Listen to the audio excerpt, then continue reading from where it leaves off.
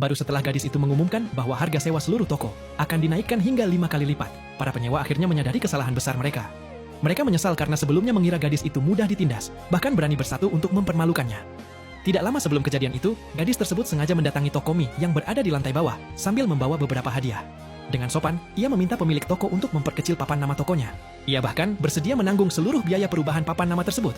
Namun, pemilik toko mie hanya menatapnya dengan dingin dan mengabaikan permintaannya. Istrinya bahkan mendorong gadis itu dengan kasar dan menyuruhnya agar tidak mengganggu pekerjaan mereka. Ketika gadis itu tetap berusaha menjelaskan, istri pemilik toko mulai merendahkannya. Ia mengatakan bahwa gadis yang baru lulus kuliah itu tidak memahami apapun tentang bisnis. Menurutnya, toko mie mereka adalah sumber utama keramaian di sepanjang jalan tersebut. Papan nama yang besar dianggap bisa membawa keberuntungan dan membuat usaha mereka semakin ramai. Ia bahkan menuduh gadis itu iri terhadap bisnis mereka dan sengaja ingin menghambat usaha tersebut. Gadis itu tetap mencoba menjelaskan keadaan sebenarnya. Ibunya sedang mengalami sakit berat dan harus lebih banyak beristirahat di tempat tidur.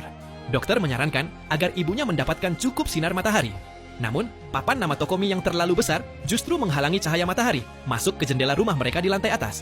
Sayangnya, sebelum gadis itu selesai berbicara, istri pemilik toko kembali memotongnya. Ia mengatakan bahwa kondisi kesehatan ibu gadis tersebut sama sekali bukan urusan mereka.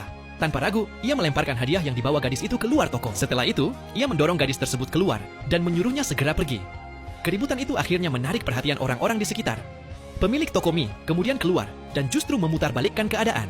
Ia mengatakan bahwa mereka selalu membayar uang sewa kepada gadis tersebut setiap bulan. Menurutnya, tidak masalah jika papan nama itu hanya sedikit menghalangi cahaya matahari. Bahkan, ia mengancam akan menutup semua jendela rumah gadis itu jika ia kembali mengganggu mereka. Yang membuat gadis itu semakin kecewa, para pemilik toko lainnya malah ikut menyalahkannya. Tidak seorang pun berusaha membelanya. Padahal, seluruh deretan toko tersebut merupakan peninggalan ayah gadis itu. Semasa hidup, ayahnya dikenal sebagai orang yang baik dan berhati lembut. Ia hanya mengenakan biaya sewa sekitar seperempat dari harga pasar setempat. Meskipun harga sewa di kawasan sekitar terus meningkat selama bertahun-tahun, ayah gadis itu tidak pernah menaikkan harga sewanya. Ia selalu berpikir bahwa kehidupan para tetangga juga tidak mudah. Menurutnya, orang-orang yang tinggal dan menjalankan usaha berdampingan seharusnya saling membantu. Ketika ayahnya masih hidup, seluruh penyewa selalu bersikap baik kepada keluarganya. Bahkan, saat pemakaman ayah gadis itu setahun sebelumnya, pemilik toko mie pernah mengatakan bahwa ayahnya telah memberikan banyak bantuan kepadanya.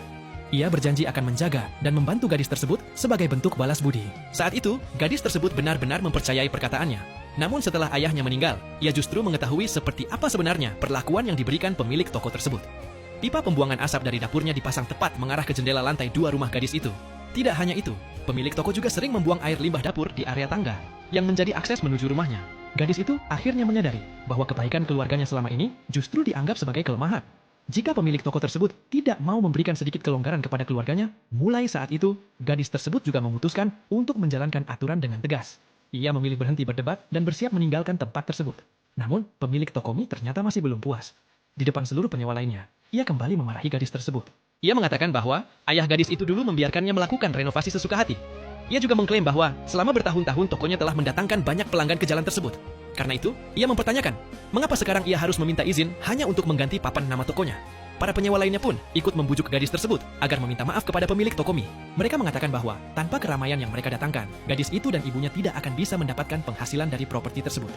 Mereka juga memperingatkan bahwa membuat para penyewa lama merasa tidak nyaman hanya akan merugikan dirinya sendiri.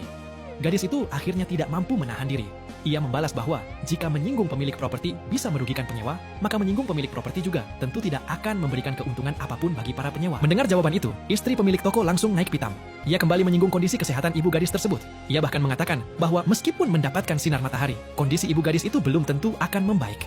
Ia juga mengeluhkan bahwa toko mereka sudah harus menghadapi kesulitan karena memiliki tetangga di lantai atas yang sedang sakit. Mendengar ibunya dibicarakan seperti itu, gadis tersebut akhirnya kehilangan kesabaran. Ia memegang istri pemilik toko dan menegurnya karena telah mengatakan hal yang tidak pantas tentang ibunya. Namun, pemilik toko mie segera mendorong gadis itu hingga terjatuh. Ia malah menuduh gadis tersebut tidak menghormati orang yang lebih tua dan bertindak sembarangan. Para penyewa lainnya juga ikut menyudutkannya. Mereka mengatakan bahwa sikap gadis itu tidak mencerminkan pendidikan yang baik. Untungnya, seorang pelanggan yang kebetulan lewat merasa kasihan dan membantu gadis tersebut berdiri. Gadis itu akhirnya memahami bahwa melanjutkan perdebatan hanya akan sia-sia. Ia pun memilih pergi dari tempat tersebut. Melihat gadis itu meninggalkan lokasi, para penyewa mengira mereka telah berhasil membuatnya menyerah. Mereka bahkan mengejeknya karena dianggap terlalu berlagak sebagai pemilik properti. Sementara ibunya sedang sakit, mereka merasa telah memberikan pelajaran kepada gadis yang mereka anggap mudah ditekan itu. Namun, mereka sama sekali tidak tahu bahwa gadis tersebut sudah mengambil keputusan lain. Begitu meninggalkan tempat itu, ia langsung menghubungi pengacaranya. Dengan tenang, gadis itu meminta sang pengacara menyiapkan kontrak sewa baru untuk seluruh toko. Dan di dalam kontrak baru tersebut, harga sewa akan dinaikkan hingga 5 kali lipat.